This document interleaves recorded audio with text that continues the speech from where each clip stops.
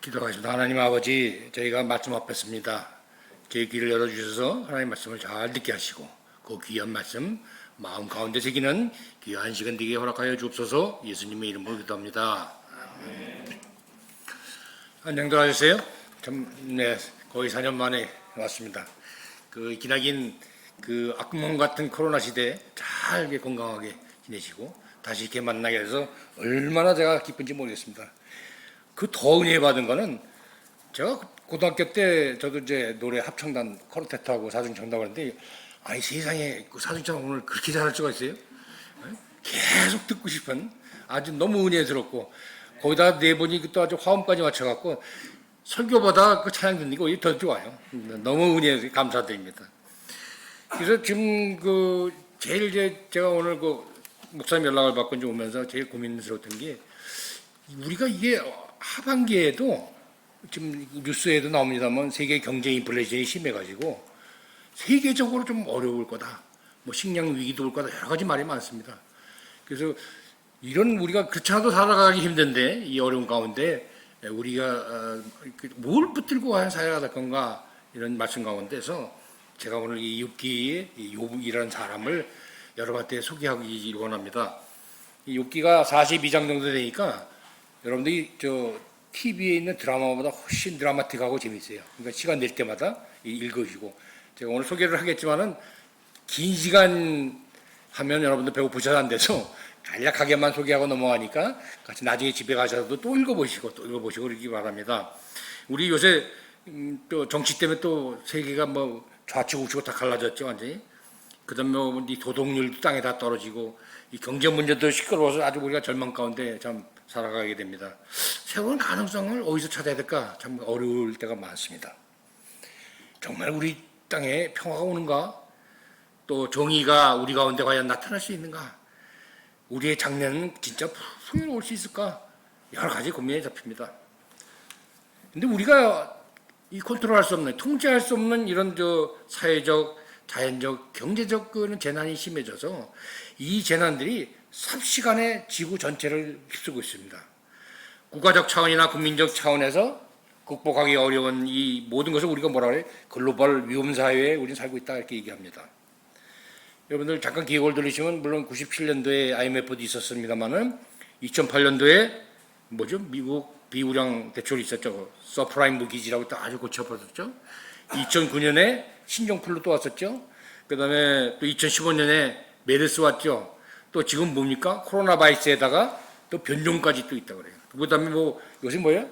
몽키 박스인가 해갖고 뭐 원숭이 두창까지 지금 뭐 생기고 있고. 그리고 바닷물을 이렇게 뜨면은 한 숟가락 안에 그 안에 수십만 개의 바이러스가 있답니다. 근데 우리 몸으로 이기고 나왔는데 이제 어떤 변종이 생길지 정말 아주 어려운 시점입니다. 그래서 세계 어느 곳에서든지 이제 문제가 터지면은 우리나라 서울까지 오는 거 삽시간에 퍼지는 거예요. 하고 먼 나라가라는 얘기는 이제 아닙니다. 그리고 또 2011년도에 후쿠시마 원전도 터졌었죠.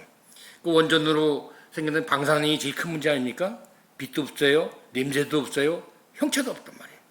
그러다 이런 것이 가까운 우리 이웃이나 우리나라 또 해양을 통해서 이웃 나라까지 전부 다 침범합니다. 설령 우리나 또 옆에 사람들이 직접 경험하지 못했을지라도 이로 인해서 우리 가정이 무너지거나 또는 직장을 없애고 또 생명마저 위험 주는 이런 많은 경제적인 위기들 또 자연재해, 환경오염, 전쟁과 테러 이런 것들이 끊임없이 한 번도 쉬지 않고 일어나고 있습니다. 전 세계적으로. 우리도 모르는 사이에 서서히 또는 갑자기 다가오고 있습니다. 그래서 폴란드의 그 사회학자 지그먼트 바우만이라는 분이 있습니다. 그분이 뭐라고 그랬냐면 우리가 뭐 세계화잖아요. 세계화로 인해서 우리가 인류가 단일화됐다 그러는데 이 단일화인 게 뭐냐? 우리가 아무데도 이제는 도망갈 것이 없다. 이게 문제가 터지면. 이처럼 낮에도 밤에도 또 가정이나 직장에서도 땅이나 하늘에서도 선진국이나 후진국도 마찬가지로 피할 수 없고 예측할 수 없고 통제할 수 없는 이 공포를 뭐라 그래요? 유동하는 공포라고 우리가 보통 얘기를 합니다. 이제 불안과 이 공포마저도 세계화, 다시 얘기해서 뭡니까? 부정적 세계화가 지금 되고 있습니다. 물론 이것이 우리가 이 페이지에 안 올랐습니다. 이 세상 힘든 세상을 살아가면서 우리가 종종 여러 가지 불만을 가질 수밖에 없어요. 왜냐? 악인들은 참 보면 어떻게 보면 자선 대대로 잘 살아가고 있어요. 착한 사람들은 빛도 못 보고 시들어갔는데 왜 유독 나한테만 이런 어려운 끔찍한 불행이 닥치는가? 그 다음에 내 좋은 친구들은 병으로 암으로 또 떠나기도 하고 교회 지도자들도 종종 갑작스러운 사고로 죽음을 맞습니다. 태풍, 홍수, 화재, 지진, 전쟁 이런 재해들이 왜 일어나냐 이거 자꾸. 그리고 우리 주변에는 또 얼마나 애통하는 사람들이 많이 있습니까? 우리 주님의 교회 안에도 언제나 고통당하고 힘든 삶을 사는 어려운 사람들이 우리 주변에 많이 있습니다. 고난은 사람을 파괴시켜요. 고난은 견디기가 더 힘이 듭니다. 고난 속에서 사람은 자신의 인격을 해치기도 하고 삶을 원망하며 세상에 대해서 냉소적으로 됩니다. 심지어는 지쳐서 스스로 자학하는 지경에까지도 빠지기도 합니다. 우리는 오늘 이 욥기를 통해서 이 욥이 아주 극도의 고난을 겪으면서 마지막으로 하나님을 만납니다. 그래서 하나님의 주권과 고난을 통해서 생애의 의미가 뭐냐? 이 고난의 신비를 찾아갑니다. 이것을 우리가 같이 한번 찾아보기를 원합니다. 영국의 그 사학자 칼라일이 이 욥을 뭐라고 얘기했냐면 이 욥기를 인류 역사 속에서 가장 빛나는 위대한 책 중에 하나다 이렇게 나왔습니다. 여러분들 잘 아시는 단테의 신곡, 또 밀턴의 복락원, 뭐 괴테의 파우스트 같은 거 있죠? 그런 것들이 다 이 욥기에서 영향을 받아서 쓴 책들입니다. 이 욥이라는 사람은 우스라는 땅 출신인데 아주 부유하고 아주 의로운 사람이라고 얘기 듣던 사람인데 하나님과 사탄에 의해서 신앙의 시험을 받게 됩니다. 사탄이 하나님한테 하나님이 복을 주니까 이 사람이 믿는 거지 복을 싹 제해버리면 절대 안 믿을 거라는데 이런 들어가게 됩니다. 그래서 이 욥의 자녀들이 다 죽고 그의 부유함이 삽시간에 다 없어집니다. 그뿐만 아니라 역겹고 고통스러운 모든 종기들이 온몸에 다 발병이 됩니다. 이때 욥의 그 친구 세 명이 나옵니다. 엘리바스, 빌닷, 소말 이렇게 세 분이 있는데 이 사람들이 욥을 위로하기 위해서 먼 거리 그러니까 한 300마일이니까 한 480km 멀리 떨어진 거죠. 부산바다 먼 길에서 달려와서 욥을 위로하고 왔는데 너무 욥의 슬픔이 깊어서 한마디 말 없이 시일 동안 같이 울고 기도합니다. 너무 고난이 심하고 슬픔이 깊으면 말을 못하겠는 거죠. 그리고 이게 이제 고대 7일이라는 거는 장례 같은 걸 이렇게 7일 동안 치르고 그랬거든요. 그래서 7일이라는 것이 극에 달한 슬픔의 표현이나 의미도 있고 죽은 것 없이 애도하는 그런 의미를 같이 포함하고 있습니다. 사람은 그것도 말로도 그 위로를 할 수가 없습니다. 욥의 유일한 위로가 뭐겠어요? 하나님이 직접 욥을 만나주시는 겁니다. 이 내용을 보면 욥의 세 친구들과 대화 형태로 주고받으면서 지속적으로 욥이 내가 왜 고통을 당하냐? 난 창조주 하나님한테 꼭 물어보고 싶다. 하나님 이유를 얘기 좀 해주십시오. 그런데 전혀 하나님은 응답을 안 하고 계세요. 욥의 그의 삶이 한순간에 박살난 것인 마냥 이 깨어진 항아리 조각으로 얼마나 밝겠습니까? 그 몸을 긁고 있어요. 이것을 옆에서 지켜보던 아내가 발끈하면서 신앙과 채통을 지킨다며 그런 처량한 모습으로 살지 말고 차라리 하나님을 저주하고 죽어버리라고 악담을 합니다. 부대에 우리 사람들은 이 욥의 이 얘기를 듣고 욥의 아내를 비난합니다. 야, 얘 무슨 사탄의 앞잡이였나? 사탄의 도구로 이용된 거 아닌가? 이런 정도로 또 평가하는 사람이 있습니다. 그러나 우리는 이 욥의 아내의 마음을 어느 정도 헤아릴 수가 있을 것 같아요. 남편에 대한 속상한 마음도 있겠죠? 하나님에 대한 서운한 마음도 아마 서려 있을 겁니다. 그녀는 복을 누리기 위해서 하나님을 경외하다가 모든 것을 몽땅 다 잃어버리니까 하나님을 원망하며 불신한 것입니다. 3장 1절에 보면은 욥은 하나님을 저주하는 대신 자기 생일까지 저주한다고 나옵니다. 자기 생일을 저주한다는 얘기는 뭐냐면 내 삶 자체를 다 저주하겠다 이런 얘기입니다. 그 다음에 이어서 태어난 날과 잉태한 밤조차도 저주한다 이렇게 얘기합니다. 우리가 보통 그 심리학자들이 이런 얘기를 많이 하는데 이 욥처럼 아프다고 아플 때 고난 당할 때 소리쳐라는 얘기예요.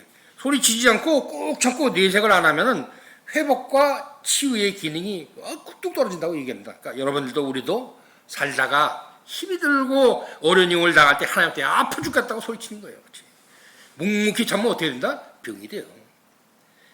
욥은 이제 하나님에 대해서 분노하지만 그 친구 3명이 욥을 정죄를 합니다. 4장 7절에 엘리바스라는 친구는 뭐라고 그러냐면 죄 없이 망한 자와 정직한 자가 억울한 죽음을 당한 걸 본 적이 있냐? 이러면서 욥을 추구를 합니다. 그리고 4장 17절에 가서는 욥이 하나님 앞에서 회개를 거부하니 너 자신이 하나님보다 의롭다고 주장하는 거냐? 하나님 앞에 의로운 인생은 절대 없다라고 얘기를 합니다. 자, 또 다른 친구 빌닷은 8장 4절에 가서 뭐라고 얘기했냐면은 욥의 가장 아픈 곳이 뭐예요? 자식의 죽음 아닙니까? 이걸 서슴없이 얘기를 합니다. 자녀가 죽은 것은 그들이 하나님께 죄를 지었기 때문이다. 세상에나 이렇게 잔인하게 얘기할 수 있어요? 또 한 친구 있어요. 소발. 11장 14절에서 뭐라고 그러냐면은 문제를 다 해결하려면 하나님을 향해서 네가 손을 들고 기도하기 전에 먼저 너희 삶에서 죄악과 불의를 버려라. 그러면서 16절에 또 이어서 얘기합니다. 내 환난이 물같이 아마 흘러갈 거다. 이게 무슨 뜻이냐면 우리가 그 남자분들 군대 가면 뭐라 그럽니까?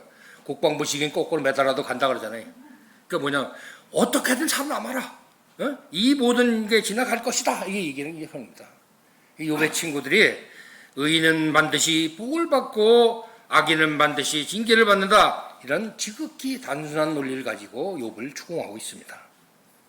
욥이 1장 21절과 2장 10절에 보면은 처음에는 뭐라고 보냐면 하나님한테 화를 더 참아가면서 주신 분도 하나님이고 가져가시는 분도 하나님이니까 이 모든 것을 나는 겸허히 받아들이겠다 이 고백합니다. 하나님의 주권에 대한 절대적인 믿음, 신뢰를 유지하고 있어요. 그렇지만 욥이 점차적으로 고통이 심해지면서 놀라운 사실을 깨달았다고 얘기합니다. 내가 알고 있었던, 내가 생각했던 하나님이 실제로 지금까지 돌보진 하나님하고는 너무나 다르다 이거 얘기합니다. 그러면서 31장 35절에 가서 욥이 결백을 주장하기를 원합니다. 누구라도 내 별명을 제발 좀 틀어달라 하고 얘기를 합니다. 욥으로서는 자신의 고난을 죄의 싹스로 몰아붙이는 이 세상 사람들의 소리를 들을 때 얼마나 억울했겠습니까?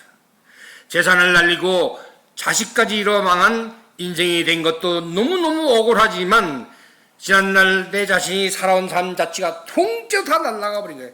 모든 것이 다 불의한 것으로 전락하는 것 때문에 더욱더 속을 애태웠을 것입니다. 도덕적으로 형편없는 자들도 잘 사는데 왜 나 같은 사람이 고난을 당해야 되는지 도대체가 이해가 안 되는 겁니다. 모든 것이 하나님이 하시는 것이라면 결국 하나님의 처사는 부당하다라고 생각하는 것입니다. 그래서 하나님을 부당한 분으로 얘기합니다. 욥에게 아무런 응답을 하시지 않는 하나님은 이 세상을 만들어 놓고 무관심하고 방관하고 있고 무책임한 존재가 아니냐 이렇게 얘기합니다. 마침내 하지만 하나님께서 진물 깨고 욥에게 말씀하십니다. 그러나 하나님의 대답은 욥의 질문에 직접적인 답변이 아닙니다.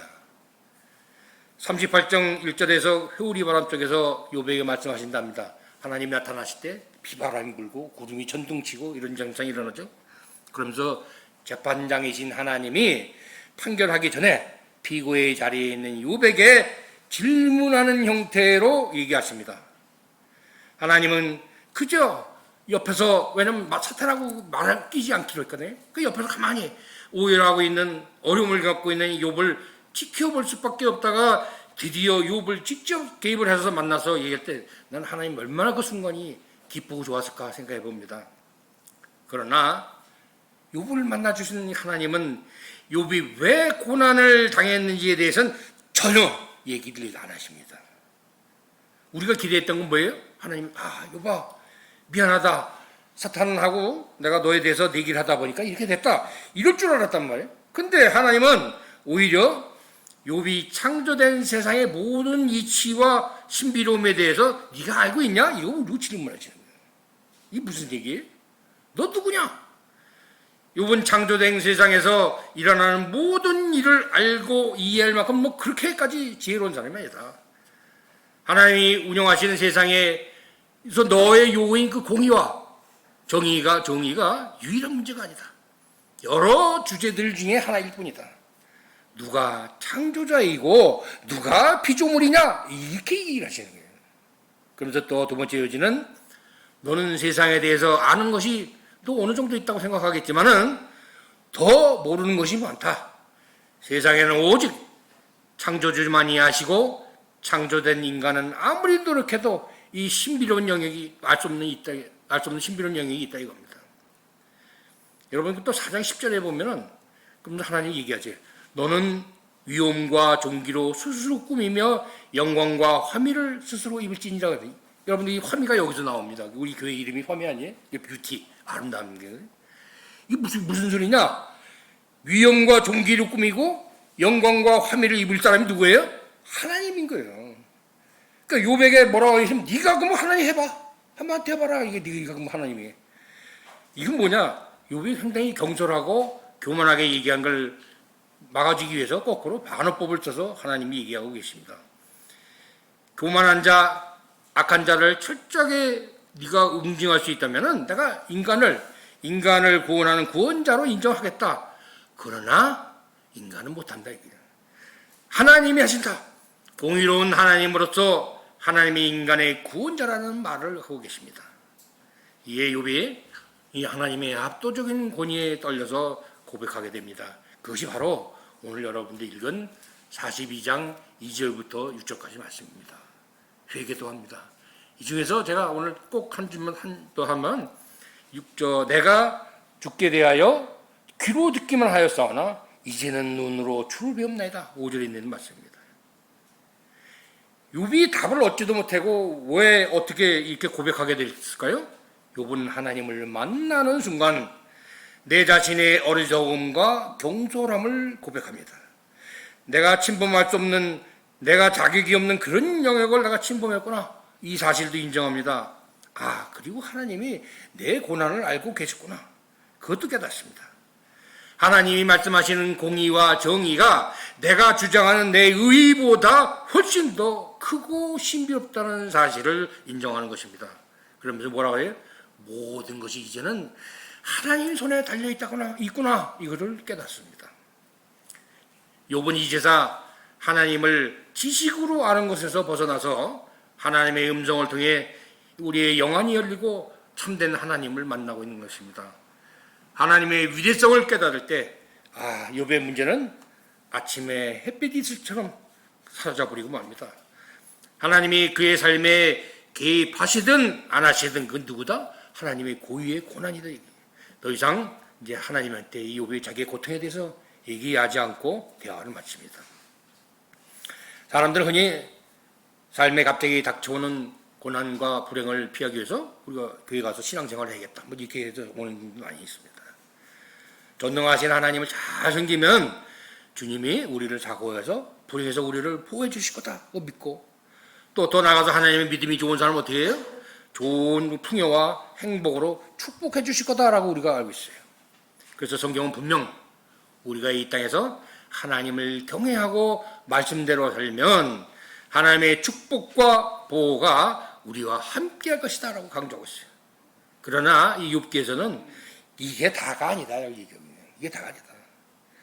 믿음이 진과를 발휘하는 것은 이 땅의 성도들에게 고난이 임했을 때에 믿음이 확실하게 확인이 된다는 얘기입니다.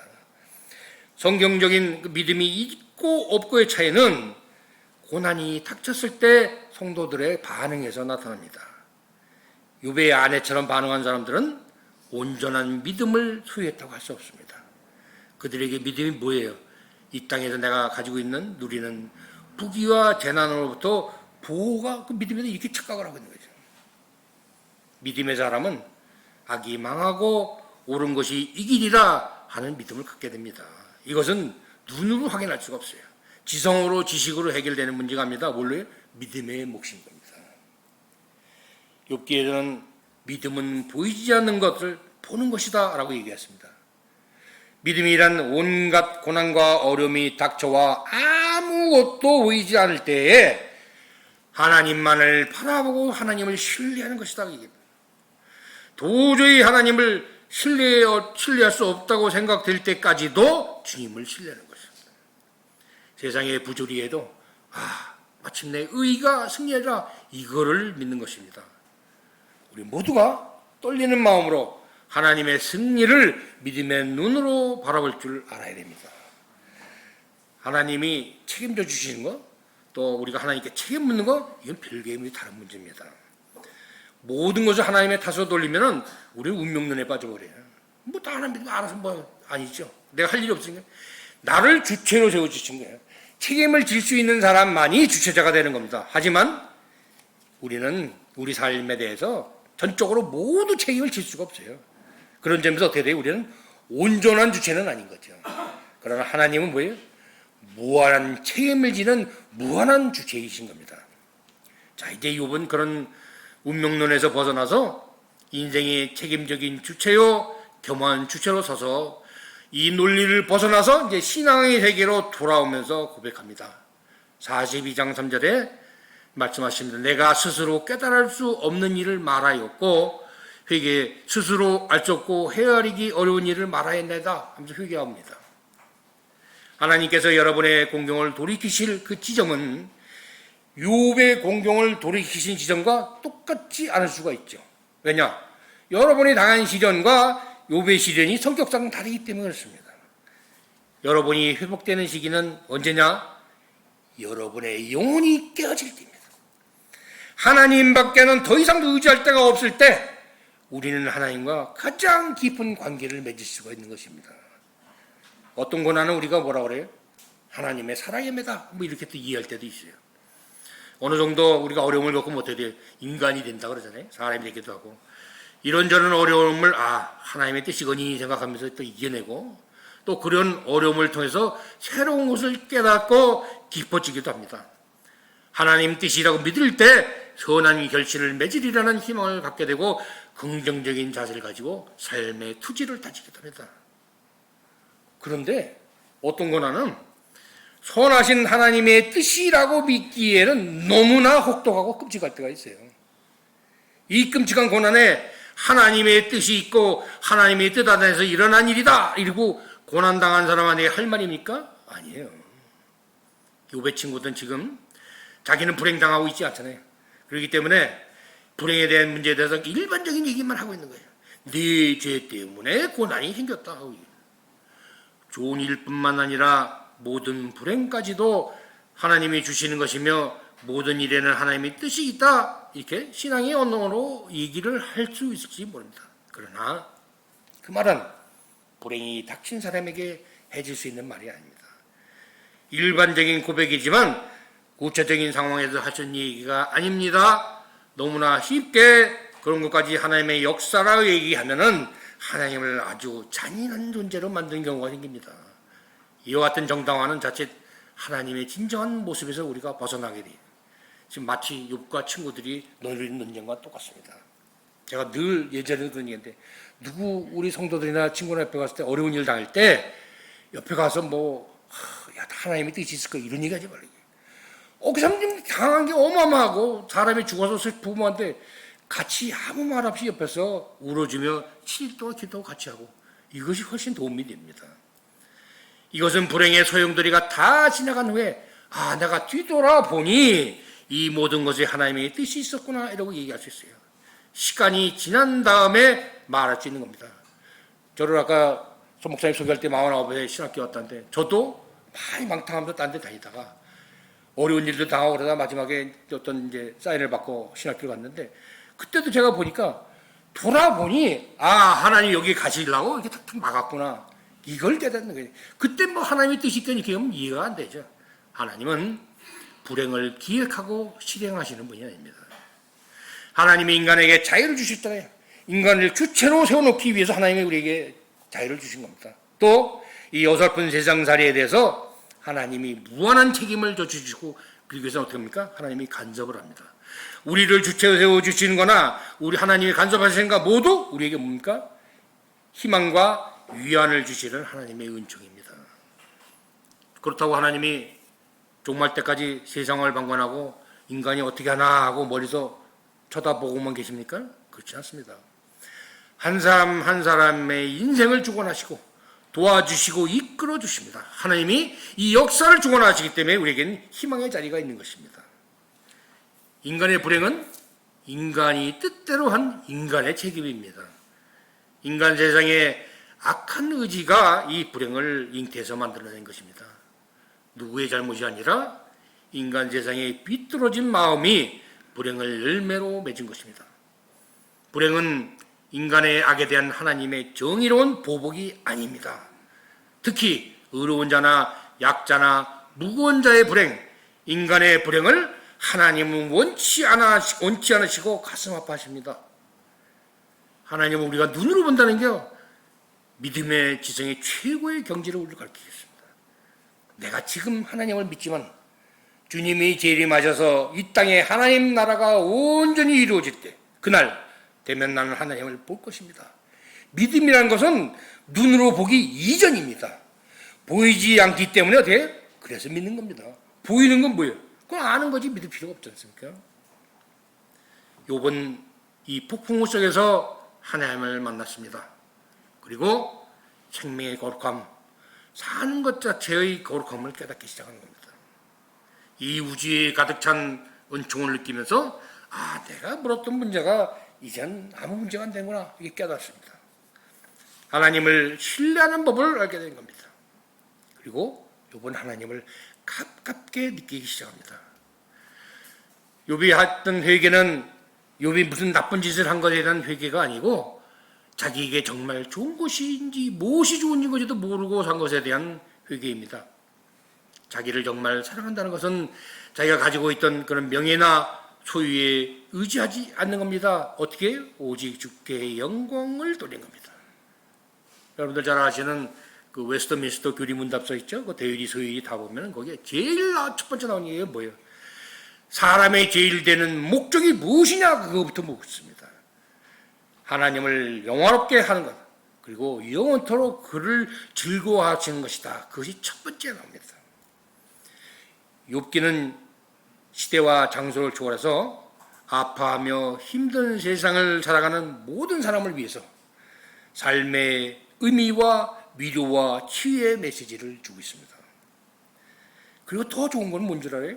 하나님이 욥의 편을 드십니다. 왜냐? 하나님께 욥은 저항했는데 친구들 다 뭐라 했어요? 하나님 편 드는 것처럼 얘기해서 욥을 뭐라 했잖아요. 그런데 하나님이 욥이 더 옳은 것이 아니라 친구들이 옳은 것이 아니라 우리가 봤을 땐 친구들이 옳다고 하실 것 같은데 욥이 더 옳다고 이렇게 얘기를 하고 계세요. 욥이 하나님 욥에서 편에 서고 계세요. 이게 뭐냐? 우리가 가끔 가다가 하나님 편든다고 막 얘기를 하다가 사람을 놓치는 거 있어요. 사람을 놓치는 것을 하나님은 원치 않으십니다. 내 미숙한 생각으로 헛된 변론만 주장하다가 사람을 놓치지 마시기 바랍니다. 사람 편에 선다는 것은 강자가 아니고 약자 편에 서는 것입니다. 누구요? 성육신의 하나님, 사람의 곁으로 오신 하나님, 사람 편에 서신 분이 누구예요? 하나님이세요. 예수님 그렇게 오시지 않았습니까? 세상은 죄가 깊습니다.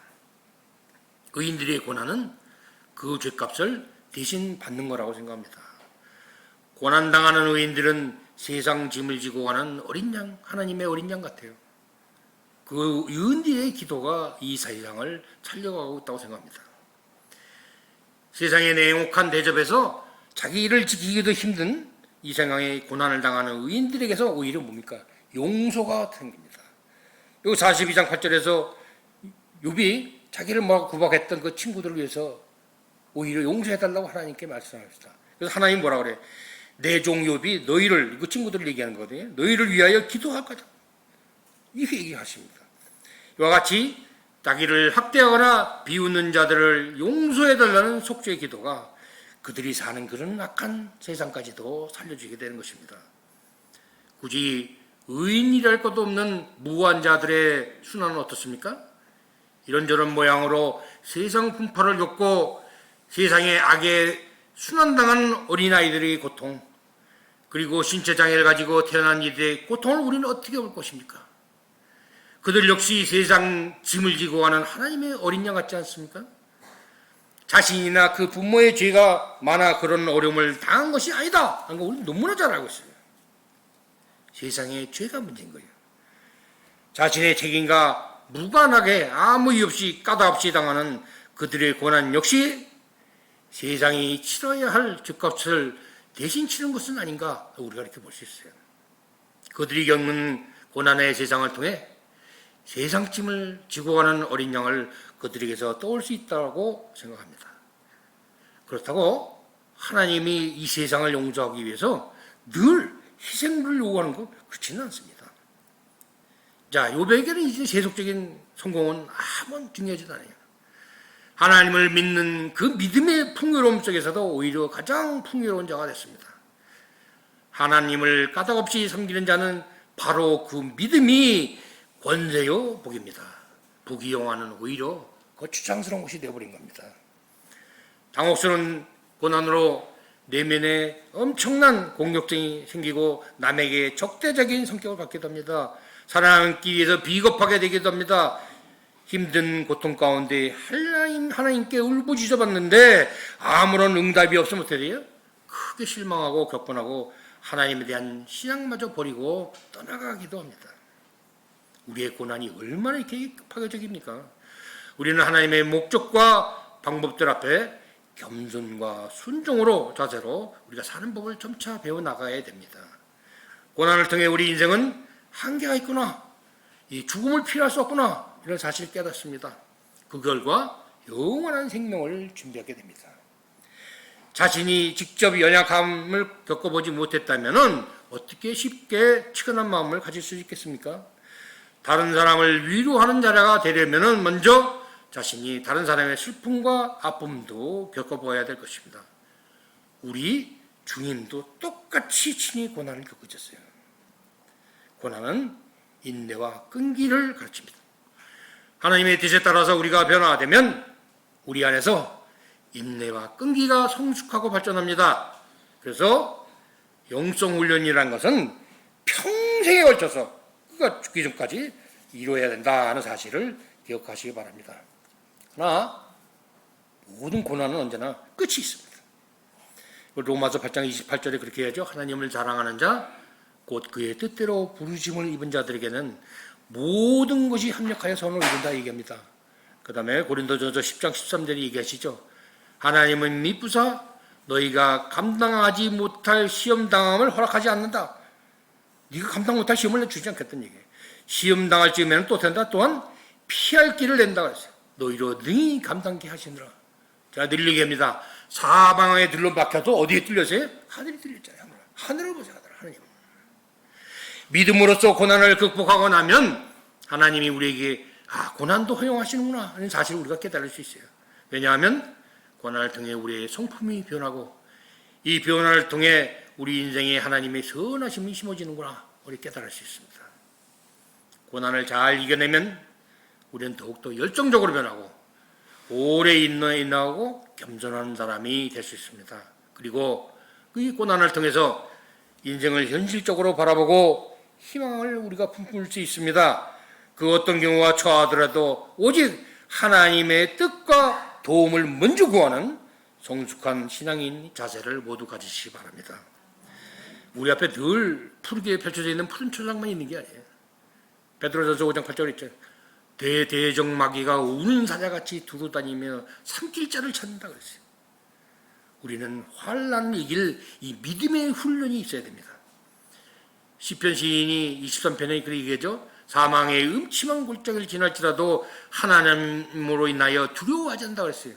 우리도 역시 하나님과 함께라면 하나도 두렵지 않습니다. 사망의 그림자조차도 극복할 수 있습니다. 원수의 최후의 무기가 뭐예요? 죽음 아닙니까? 이 죽음까지도 우리는 극복할 수 있습니다. 이 얘기를 누가 보증하고 있어요? 예수 그리스도가 이에 대한 보증입니다. 우리가 기도해야 되지 않을까요? 하나님이 이 세상을 사랑하신다면 의로운 이들을 잘 되게 좀 해주십시오. 그리고 욕심 없이 진리를 섬기는 모든 일이 이 땅에서 복을 받게 해주셔서 그리고 하나님이 살아계심을 만인이 보게 하여 주옵소서. 우리가 이렇게 기도해야 될 겁니다. 설교를 마치면서 한 사람을 소개하기 원합니다. 맹희순 전도사라고 아마 아시는 분도 계실 거예요. 맹희순 전도사라고 저 평양에서 태어난 아주 부유하고 유복한 기독교 가정에서 태어난 분이 계십니다. 이분의 아버지는 평양 그 장대현 교회라고 들어보셨죠? 그 교회 장로 맹관호 장로셨어요. 아주 소문난 평양의 부자였습니다. 6.25 때 그의 가족이 서울로 월남하게 됩니다. 그래서 이 맹희순 전도사는 연희전문학교 신과에 입학하고 또 다시 목사가 되기 위해서 조선신학교로 편입을 하게 됩니다. 여러분들 아시면 서울역 앞에 그 남대문교회라고 지금도 있습니다. 오래된 교회죠. 거기 가면 이 사람들이 자녀가 다 있는데 그 남대문교회 중등부를 맡아가지고 봉사하면서 아주 크게 부흥을 시켰던 전도사입니다. 하지만 그 전쟁통이기 때문에 미국인 의료 선교사하고 그 중등부 제자들하고 함께 무이천 의료 봉사를 시작했었습니다. 전쟁 때문에 이 맹전도사는 결혼을 약속한 간호장교하고 결혼 약속을 했는데 그분이나 또 부모님과도 아주 생이별을 한 채 남쪽으로 기약 없는 피난을 가던 중에 인민군한테 붙잡혔어요. 인민군한테 붙잡혔으니 인민군이 이게 국군 배장병인 줄 알고 잡아다가 극심한 고난을 해서 거의 죽은 상태까지 왔어요. 그러니까 어떻게 결국은 버렸어요. 겨우 회복해서 다시 내려가는데 이번엔 거꾸로 미군을 만납니다. 미군은 또 얘네들 이 무리를 다 인민군을 또 거꾸로 생각하는 거예요. 그래가지고 전부 다 잡아다가 어제도 포로 수용소에 다 집어넣어 버렸어요. 얼마나 억울합니까? 말을 해도 말도 안 통하고. 같이 있던 제자 중에 그 용기라는 제자가 있었는데 이 제자가 도저히 억울하다 하면서 무단으로 이 포로 수용소에서 도망을 하다가 처참하게 총살을 당합니다. 이 광경을 목격하고 얼마나 이 참 맹전도사 가슴이 아프겠습니까? 이 아비규환 비극 속에서도 아무 능력도 행사하지 않는 하나님 도대체 이거 어떻게 된 거냐? 깊은 회의에 빠지게 됩니다. 그러나 그 병자가 가득한 수용소에서 목적도 의미도 상실한 채 습관처럼 돌보다가 어느 날 중공군 소년병이 아주 나이 어린 소년병이 이 맹전도사는 중국말을 모릅니다. 그 자기 어떤 노래를 부르는데 그 노래에 갑자기 가슴이 뜨거워지기 시작한 거예요. 그래서 이제 남대문에 있는 이 이런 교회나 모든 사람들이 이제 이 사람들을 빨리 석방해 내려고 많은 노력을 합니다. 그래서 이 전도사의 신분도 가르쳐주고 해서 노력을 하는데 맹전도사가 안 나가겠다, 나 여기 있겠다고 고집을 합니다. 어디 가서 이보다 더 큰 전도를 할 수 있겠냐? 나를 여기다 들여다보는 건 하나님의 뜻이다. 이 얘기하면서 거부합니다. 그리고 포로 수용소에다가 내가 여기다가 광야라는 이름으로 광야교회를 하나 만들겠다. 허가를 받습니다. 그러면서 이어서 맹 선생이 이렇게 얘기합니다. 내 본심을 얘기하면 괜히 위선 떠는 것처럼 착각할 수도 있는데 사실 나 여기 포로 수용소가 참 좋다. 무엇보다도 여기서 내가 할 일이 참 많다. 주여 지옥이 존재한다는 것을 알면서 제가 어찌 천국을 즐기겠습니까? 주여 저주받은 자들을 불쌍히 여기셔서 천국에 들여보내 주시든지 아니면 나를 지옥에 보내서 고통받는 자들을 위로받게 하여 주옵소서. 이렇게 기도를 합니다. 그러면서 얘기하기를 물론 이곳은 지옥이 아니다. 나를 필요로 하는 이곳에 내가 얼마나 마음이 편한지 모르겠다. 저 철조망 밖에서 사는 것이 오히려 난 두려운 것인지 모르겠어. 그러니 나를 그냥 그만 놔두고 여기서 다른 사람을 내가 섬길 수 있다고 그냥 놔달라. 이 얘기합니다.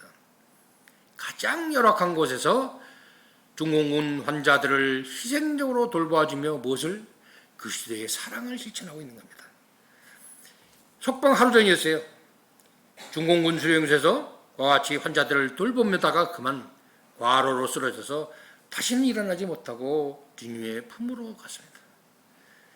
마지막 환자를 다 그날 씻기고 난 다음에 선생은 눈물을 닦을 생각도 하지 않으면서 늘 시편 23편을 중국어로 다 물어서 적어가지고 그걸 떠듬떠듬 읽으면서 거기 있는 포로들한테 다 일일이 읽어줬습니다.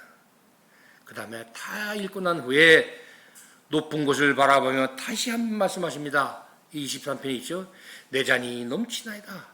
내 잔이 넘치나이다. 환자들도 이 맹전도사의 말을 얼굴을 보면 그대로 따라 읽습니다. 내 잔이 넘치나이다. 내 잔이 넘치나이다. 맹인순 선생의 장례가 집전되고 있을 때 편지 한 장이 도착합니다. 포로 수용소에 있던 중공군들이 보낸 편지입니다. 그 내용 중에 보면은 사랑의 명령 앞에 순종했던 맹인순 선생 앞에 우리가 고백합니다. 이제 우리의 잔이 넘치나이다. 우리는 통곡합니다. 그러나 우리는 맹 선생을 만나기 위해서라도 예수 안에 있어야 한다는 것을 깨달아갑니다. 이러고 기도를 합니다. 제가 오늘 우리 성도 여러분들께 부탁드리고 싶은 건 앞으로도 여러분들을 살면서 얼마나 어려움이 더 있을 겁니다. 뭐 식량 위기가 올지도 모르고 어떤 어려움이 있고 또 직장이 또 뭐 줄어들기나 하기도 하고 뭐 갑자기 뭐 해고되는 여러 가지가 있는데 그러더라도 그때 누굴 바라본다?